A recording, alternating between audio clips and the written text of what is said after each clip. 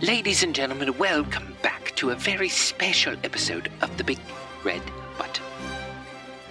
I know I had a nibble of that glowing mushroom back there, but are you floating right now? I do believe he may be suffering the consequences of eating the glowing mushrooms. I'm gonna go lay down on that bed over there. It's so plush. Do you remember how plush the bed was? So Jeremy kind of helps you over to the bed, picks you up like a small child, and lays you down in it. It's so bouncy. It's so bouncy, guys. It's just I could go up and down. It's Little really Peanut, nice. I hope you start to feel better. He kind of takes his hand and pushes you down into the bed.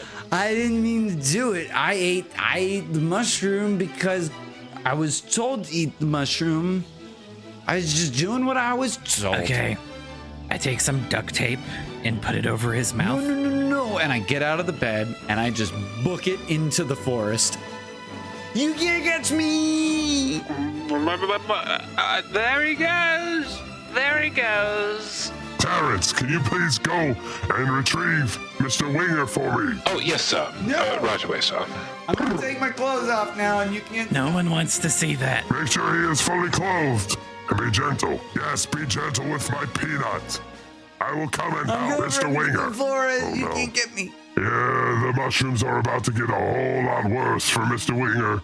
Buckle up. Terrence, Penelope, go out there and watch after Mr. Winger in the woods. Don't let him climb the trees. Yes, sir. Right away, These sir. trees are perfect. Oh, yes, sir. Right away, sir. Oh, my stars. I think that Master Winger has got him himself wasted. No, that's called tripping. We did that back in my day. I wrote all of that down, and then there was one remaining on mushrooms, actually. Now might not be the time to discuss this, but are you implying that you are Houston McKinley, the famous author? As I live and irradiate. Wow, it's an absolute honor to meet you. I have to ask you how the franchise ends when we finish wrangling your friend out of that tree. Master Klozinski, do you think that now is really the best time to, what's the word? Fangirling? Yes, fangirling. Right. Let's go get him. Oh, now this is more like what Overseer Bauer told us the top side would be like. Look at all the colors. You see, in this psychotropic hallucination, Jake Winger was about to experience an ego death, growing and maturing in the process. Wait, we have a narrator now? When did that happen? Technically, I don't exist. I'm just your id and superego fighting for control of your ego. I don't know what any of that means. I figured you wouldn't. More importantly, I'm here to help the audience visualize concepts you're experiencing, as this is an audio medium. Like a holotape? Exactly. This forest is so much prettier than the books and the vault told me. It's like I can taste the color 9. Jake was experiencing pure euphoria. Wait. Why do you keep saying exactly what I'm feeling? It's getting a little weird. All right, let's get back to exploring. Come back, little peanut. It's not safe for you. Thank you for that observation, friend of Master Klozinski. You make an excellent point. Please return to your designated seating area. I knew we not need visit clause. This happen every time. Normally, it's Stompy who eating too many glowing mushrooms. That's no helpful, Grumbly. Remember what claws always tell us growing up in Vault? Happy thoughts. If this Dana Lane survives this, I wonder if he'll be less derpy going forward. He won't be less derpy, but he'll definitely have sorted out some of his trauma from growing up in the vault. Speaking of processing trauma, let's check in on our gaslit friend. Why don't people eat this glowing fungus all the time? This is incredible. Jake's senses begin processing the external stimuli of the hidden forest in ways that he had never sensed before. Grass looked like tiny green snakes. Giant ants skittering into the shade looked like golden doodle puppies. You get the idea. You've seen the movie before. Kind of like The Hangover or The Wolf of Wall Street, but far fewer naked people in this story. Anyways, I digress. These trees, they're beautiful.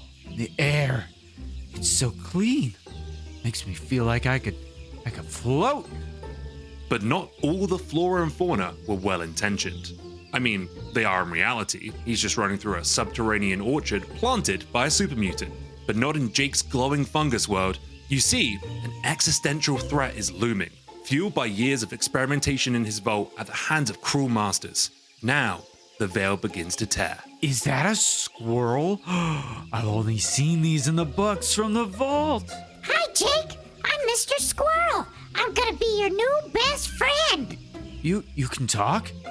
You know my name. I can talk, Jake. I know everything about you, including your middle name. Oh yeah? Prove it. It's Toby. Dang, you're good. That's because the squirrel is just a manifestation of Jake's own subconscious, projected upon an otherwise rather nasty radroach. Jake, listen, buddy. This world is magical. Everything you see is safe and friendly. You should probably try climbing this candy cane tree. I don't like candy canes. I'm more of a spearmint person. No one likes peppermint, silly. It's just part of life around here at the North Pole. Guess I never really thought of it that way. Terrence, quickly! He's talking to a radroach. Those things are highly irradiated. Please go fetch him before he gets himself hurt. Yes, Master Klozinski, I am aware, but is that more pressing than him beginning to ascend that Bradford pear? Good point. Please keep him off the plants. There is a delicious irony in a guy high on plant life trying to get high in a plant. Technically, glowing mushrooms are fungi, not plants. What did we tell you about talking while being buffed and shined? Sorry. How have you three survived this long? Not to be offensive. Well, I'm a ghoul. I'm over 200 years old. That helps. Attention, Mr. Winger, I have been sent to retrieve you. Bye, Terrence. I'll see you soon. Please be gentle with him. Mr. Squirrel, what's that thing coming toward me? Oh, that? Well, that's a polar bear. They drink Nuka-Cola and they hang out with Santa Claus. And they love to eat people. What? You told me everything here was friendly. Whoops, I'm a big fat liar. Leave me alone, polar bear!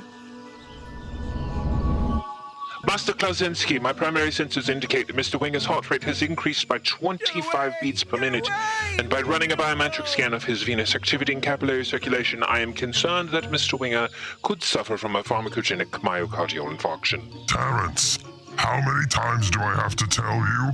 Smaller words, please. He's saying that Master Winger might have a heart attack. You're joking. What could that imbecile possibly be saying that could have him that scared? Jake, buddy, try throwing snow at the polar bear. Polar bears hate snow.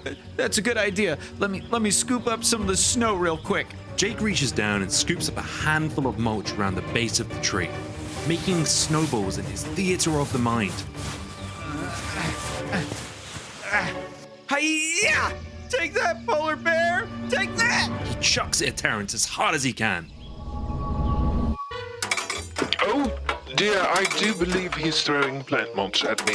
Much to my dismay, it is unfortunately getting lodged in the joints of each of my arms. I'm displeased to report that I must return to my base for routine maintenance and sanitation at my earliest convenience, which is now. This is what I get for scrapping these Mr. Handies from the clean room of the laboratory. Terrence, Penelope, go home. We'll handle it ourselves. Thank you, Master Klozinski. Thank you, Master Klozinski. Aha! It worked! It worked! You were right, Mr. Squirrel! I told you I was right. I know everything about you and everything about this world. Even I don't know everything about me. Hey, Jake, you're fine. Lighten up, buddy. Okay, Need to find my way out of here. There's wild polar bears roaming around. I know just the place. Do you see that big white iceberg over there? We can float away from here, and nothing can ever hurt you again. Hey, moron! Wait. Is he running towards us now? I think it worked. Good. My legs were getting tired. Normally I just shout real loud and people stop. Okie dokie. Ah, my cleaning cycle is all done. I do believe I've fully processed my overindulgence on that delightful tin W30. Oh, look, Master Winger's coming this way. We just said that, you bucket of bolts. Well, I couldn't hear you from Mr. Claus's back room. I'm sorry, is he running alongside a radroach? Yeah, but look, he's not running toward us. He's running towards the bedroom. Well, frankly, that might work in our favor, as he'll be in a confined area. What's our plan to subdue him? All right, old Iron Pin, it is your time to shine. Have you been carrying a baseball bat with you this whole time? Yeah, what about it? So, you prioritized carrying a heavy wooden bat over helping us carry the camping supplies? My internal storage capacity has been chock full. The boys have been carrying all of your bits and bobs. They're big boys. I don't see what the problem is. Okay, little buddy. You are our favorite author. And you weak. Rude, but not incorrect. Thanks, Jeremy. No mention it. Oh, look, it's perfect timing. See, that really old polar bear is leaving the shore. We're safe to make a break for it. All right, here we go. Dun, dun, dun, dun, dun. Please forgive Jake's anachronistic outburst. The actors of this program are unfamiliar with which intellectual properties exist in the Fallout universe. Wait, what? Nothing. Carry on. Okay, so here's the plan, Jake. We get on the iceberg, and nothing can ever harm you ever again. You trust me? Well, of course. I implicitly trust you, Mr. Squirrel, who I just met 5 minutes ago. Then let's book it.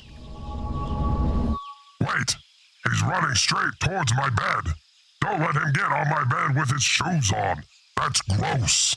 From one former human to another, in an apocalyptic setting, I didn't know things like sanitation and hygiene and good manners, that you were concerned about that kind of thing. I am a super mutant, not a monster. How would you feel if I said something like that to you? We even brush teeth before bedtime, but now me sad that Mr. McKinley no write the last book. Me left on cliffhanger. No fair. Grumbly, remember what Claus always say? If no have nothing nice to say, shut up. Fine. But Mr. Houston, please write faster. You two are a persistent bunch, aren't you? Yes. I know our resident imbecile is high on glowing fungus and all, but look, that boy is booking it. So if you two are done complaining about my book writing speed, which I might remind you is in a world that doesn't read anymore, can we go and stop him? Okay. We're safe and sound on the iceberg, where nothing and no one can ever hurt me again. That's right, Jake, and it's all because you listened to me. I don't know what I'd do without your guidance, honestly. Yeah, you have to be extra careful now that we're here on the iceberg. You gotta listen to me carefully. Why is that? I thought being on the iceberg was the point. Wasn't that good enough? No, that's not enough to survive. Why not? We're so isolated over here. Isolation's a great start, buddy, but look closer to the waters around us. Slowly, swarming shapes in the distance begin to come into focus for young Mr. Winger. What are those? Well, those are sharks and killer whales. Sharks and killer whales? They were not sharks, nor killer whales. Master Klozensky, it appears that every time I attempt to reach Mr. Winger on the bed, he moves to the other side. Sir, how do you recommend we apprehend this deviant? I do worry he might try to abscond with your pillows by the looks of things. Don't worry about the pillow for now. Let's just try to wrap him up. Jeremy, Grumbly, move around to the other side of the bed to try and surround him. Yes, sir. Come on, Grumbly. But he look like he having fun. I know it's fun, but remember, the story about the monkeys on the bed? They jump and fall and bonk head. Yes, that way Snorty's so weird. I know I raised you boys right. Now help me out. Don't you see it, Jake? Just see how everything is out to get you? That's why I'm the only one capable of protecting you. I guess that sounds fair. You guess? Jake, buddy, I know. Okay, hold on. Time out. How do you claim to know?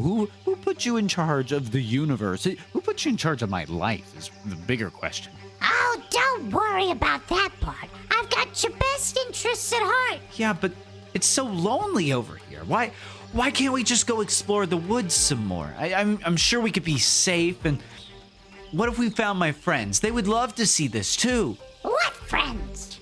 Well, my friends. You don't have any friends in this world. I'm your only friend. No, that's not true. You know, I've got Houston and I've got Gotfree. You've got no one, Jake. That's why I'm here for you. No, you're wrong. There's more to this world than just hiding out on an iceberg. Wait, where the hell do you think you're going? Anywhere I want. It's my life. What about the sharks and the killer whales? Forget them. I'll be fine on my own. How does he have all this energy? He's been running for the past hour. Oh dear, Master Winger, please come back. We're only trying to help you. I don't know. Maybe him running off wouldn't be the end of the world. Hey, be nice to my little peanut. Sorry. Years of scrapping with him has me a little on edge. Seriously. What kind of crap can he get himself into in this massive cave system? Oh, what kind of excrement, you ask? Well, given his current trajectory, it looks like Mr. Winger is headed straight for the open radstag stalls. But thankfully, Archibald and Bentley have cleared out the excrement only moments before you arrived, so hopefully very little. Why are these things always so literal? That's not what... You know what? Thank you, Mortimer.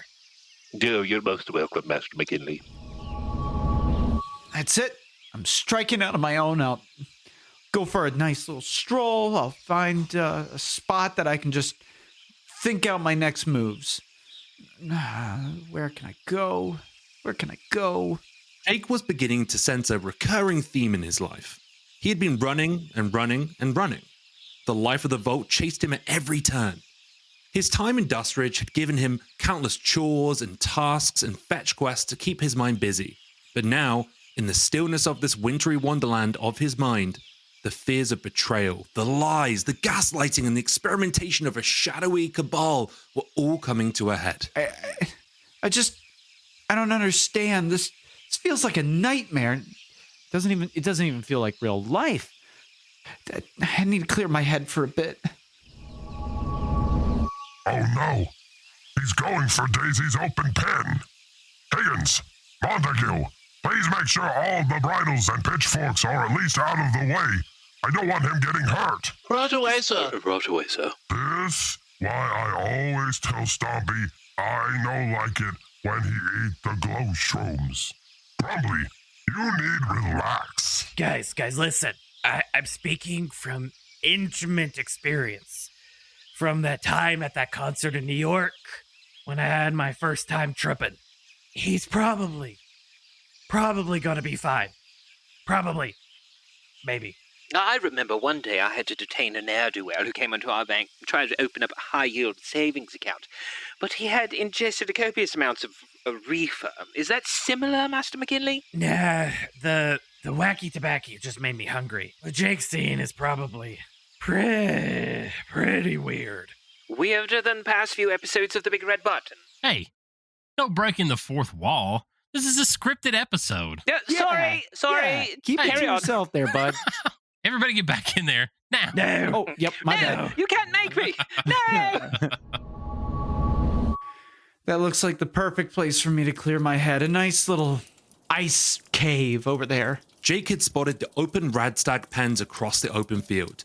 In his mind, he saw a safe ice cave. Thankfully, this ice cave did not contain a hungry wampa or an alternate reality version of Elder Spock, so we won't have to worry about continuity issues here. Wait, what? What's a Spock and a Wampa? I'm sorry. Do I need to be concerned about this snow cave? No, not at all. Mainly because J.J. Abrams isn't writing this one. Oh, okay. All right. So I'll get in the cave. I'll plan my escape. But Jake was not as swift as he had hoped, for right on his heels was a familiar voice. Jake! Slow down, buddy! How did you catch up with me? Jake, buddy, old pal of mine, Jake K. Slow down there, friend. Listen, dude, I just want to be alone for a while. Let me be. Jake. I can't let you do that. What if you get yourself into trouble? It's just a cave. Look around you. See? Nothing to worry about. Just ice everywhere. Yeah, but what if I wasn't here to guide you, to lead you? I don't need a leader. I'm able to make my own decisions for myself. Jake, look around you. This world, it's dangerous. Okay, sure, yeah, but like 30 minutes ago, you told me that the world was safe. What kind of friend lies to another friend like that? That is so messed up. Are you sure I said that? You know, I don't think I did. I think I said something else. Are you definitely sure did. that's what I said? No, you did. You did. I don't think I did. No, that doesn't sound like That's me. enough. That is enough. Quit lying to me. You know what? It's clear you can't make good decisions for yourself. It's time for me to make some hard choices for you. Wait, what are you doing? Slowly, and then all at once, the safe and calming cave of ice and snow melted in Jake's brain, transforming and morphing into the familiar shapes of a Vault-Tec vault. The walls of ice replaced with lead and concrete, and with the change of scenery came a change in Jake's mental state. No. I don't want to be back here. No, this isn't right. Jake, you have to be here. I'm putting you here for your own safety. No. I got out. I can't be back in the vault. I swore I'd never go back. I can't. That's why you have to listen to me. I know best. I know what you need, Jake. That's why I'm in charge. You're not in charge of me anymore, Overseer Bauer. What the hell did you just call me? I meant Mr. Squirrel. I don't know why I called you that. No, I think you did mean to call me that, you rebellious little prick. No, sir, I promise. It was an accident. You and your little cronies. You think you know what's best for yourselves, don't you? That's why you ungrateful turds pushed back. I didn't start that. It wasn't my idea. I gave my life to this company. I gave you everything you could ever want. Food and water. Protection from the radiation. And this is how you repay me? How could you say something like that? Every day we lived in fear. We feared the unknown, we feared the wasteland, but we feared you. Good. I use that fear to keep you safe. You don't know what I know. You don't know the depths to which I sacrificed to keep our vault safe. How could we ever truly be safe if we could never trust anything? We couldn't even trust what you told us. You think I had say in what went on in that vault, do ya? No, I was barely hanging on by a thread, and you knew that. And you and your big mouth just had to go and ruin the whole thing. What do you mean? I didn't know anything. I was just telling Frankie and Helen about my day. You know what you saw. You know you're responsible for this whole No. mess. No, I didn't start anything. Come on, Jake. We both know you read the term trees. We both know you learned more than you meant to that day. I don't know what you're talking about. Yeah, that's right. You don't know. And that's the way I intended to keep things. Until your dumb little friends decided to throw a temper tantrum. We were upset. We were hurt. We were scared. Well, you know what you do when people get upset. Don't you, buddy? No. You gotta No. stomp it out. No, I don't want to hear any more of I this. had to Stop it. out. Stop. Stomp Stomp. it out. Stomp it out. That's right, Jake. You can't let the loud voices ruin a good thing. Yeah.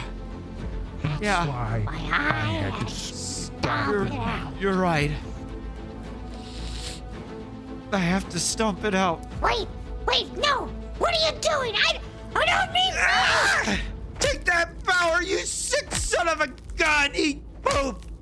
Jake put every ounce of his being into stomping the ever-loving piss out of the radroach masquerading as a woodland friend. And as Jake's boots splattered viscera on the walls of the radstag pen, he too stomped out his deep-seated fears and mistrust of the vault in which he grew up. Eat a bag of genitals, Bauer! Unless you like genitals, in which case eat a handful of black licorice! No one likes that! I feel like we weren't supposed to hear that. You know, this explains some of the things I've heard him say when he's sleep talking. I feel much bad for little Peanut. I'm sorry, are we all going to ignore the fact that this numpty just told a radroach to eat a bag of genitals? We're just going to skip over that one, are we? That does seem quite illogical, as both the radroach has mandibles designed for cellulose consumption, not genitalia, and the added fact that the same radroach seems to be deceased. Terence, you're always sicking one step ahead of me. I quite like a good chinwag with you. Yes, I've found our witty repartee to be quite invigorating to my central processing unit. It looks like he's starting to come down from his trip. I think we ought to go say something. I think I should talk to him. You sure? Yes, I think I know what he is experiencing. What does a robot understand about humans? Every now and then a blind squirrel finds a nut. The blind squirrel, speak for yourself. I'm like a god around here. Watch this. Terence, who is the greatest Mr. Handy manufactured by General Atomics International in a joint venture with Robco. That is most peculiar. Before this very moment, my memory banks would have said that no individual model was greater than our dedication to the service of our domestic masters, but oddly enough, I've just found another entry which says Gotfree Straggler. So I do believe the answer is you, sir. How the hell did you... No, you learn a few things working in security. Not bad, Tin Man. Not bad.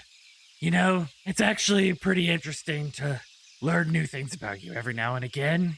You're not that bad. I feel like you could probably write a book about what the three of us were up to before our adventures together. Really flesh it out, though you wouldn't know anything about flesh. Oh, what about a screenplay? I want Matt Berry to play me. How about we meet in the middle? We could do an audio drama for each one of our characters or something stupid like that. Doesn't that sound great? Hey, you two knock it off. The audience doesn't know about our plans to dramatize your backstories yet. Quit spoiling stuff. Sorry. It's just that Tin Can was What? Are telling we me something openly breaking cool the for fourth wall once, now? is all. Well, in It that got case, creative help! juice Help! flowing. Let me out of here! And just like that. Oh, I'm sorry. I'm just supposed just to get like the voice that. of the game master He from on goes and high makes and me not lose my respect acknowledge for it. him. Not even a Back little to bit. square one. Oh, of course, back to square one. Hey, again, Back to square knock it one. off. You know what? I'm in charge of this shindig, so let's get back to Jake, shall we? Wait, you're in charge of this episode? Then what am I? So you're a lazy narrative device that Alex conjured up because he didn't want to write clunky dialogue which we still kind of wound up with. I'm sorry. Who is Alex? Who are you? I'm just conjured up? You mean to tell me that my whole life is Yeah, your whole life is a cheap ploy to pad the runtime. Oh my god. But what about my wife and kids? What about my wife and kids? My beautiful bride Monica and the twins Chandler and Joey Jr. Jr. You know what? Why am I arguing with you? In fact, I'm like 80% sure you straight up stole all of that from Friends. He did, in fact, steal that from Friends. A little Friends, a little Community. Back to Jake. Hello. Master Winger, how are you feeling? Don't hurt me. I'm sorry. I didn't know what was happening. Yes, you had us all a little scared, for your well-being. Is everyone okay? Are you in Houston all right? I didn't hurt you all, did I? No. Everyone's fine. We were more worried about you. We heard what you were, talking about. I bet it was just mostly nonsense, right? Unfortunately, I think your inebriated mind spoke some sober truths. If I may, who was Overseer Bauer? Oh gosh, yeah. So I definitely was talking about real stuff, huh? Well, that's for you to tell me. My catalogs of the pre-war world were primarily limited to banking information, and whatever I was able to glean from passing conversations. You were calling that radroach both Mr. Squirrel and Bauer. I don't know, Gotfree. I wish I trusted you in Houston with this sooner. I don't know how to process all that I went through in the vault. Master Winger, Jake, if I may, if anyone in this caravan can commiserate with you in learning to process information, it would be I. In fact, there are many times that I wonder if I am a being. I'm learning new things every day. Many of them are challenging my preconceptions of the world, and my logic boards often contraindicate the reality of the situation that we find ourselves in. If you and Houston had not rescued me from my municipal prison, I would have spent an eternity in triviality, tabulating compound interest payments for poor, unfortunate souls who no longer reside in this mortal plane. I guess I really never thought of you like that, or considered that's what you're going through. I guess sometimes I just assume that you're only a robot. Yes, but I was created for a purpose. And that purpose was stripped from me. I'm learning to find new purpose. You were never given explicit purpose in your existence, at least not in the manner that I was. Maybe your journey is to uncover that and to remove the errant code that was written into your history, so to speak. I don't know, Gotfree. That